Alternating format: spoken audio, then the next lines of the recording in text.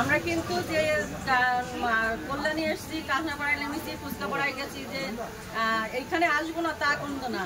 Social মিডিয়ায় অনেক কিছু হতে পারে, সামনে এসে যদি তার দোকানে না আসি, তার সাথে গড়িয়ায় দেখা হয়, আমার সঙ্গে খুব ভালো সম্পর্ক ছিল। তা কাঁচনাপাড়ায় এসে তার ভাইয়ের দোকানে এসেছিলাম, তখন ছিল না, আমরা আবার কল্যাণীতে ফিরে এসেছি। এটা এসে ভালোবাসা, আমরা না ডাকাত না যে আমরা চুরি করে ভিডিও করি বলবো এই যে আমি কাঁচনাপাড়ায় স্টেশনে এসেছি, এই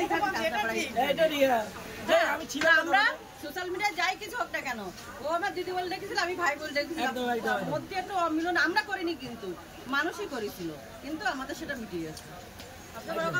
যেটা করবো সামনাসামনি, আমরা সবসময় বলতাম যে আমরা সামনে গিয়ে দাঁড়াই।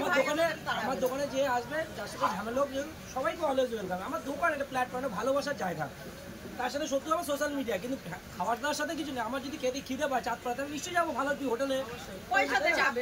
নেমে যদি আমাদের দোকানে না যায়, তখন জিনিসটা খারাপ দেখা যায়। কেন জানো?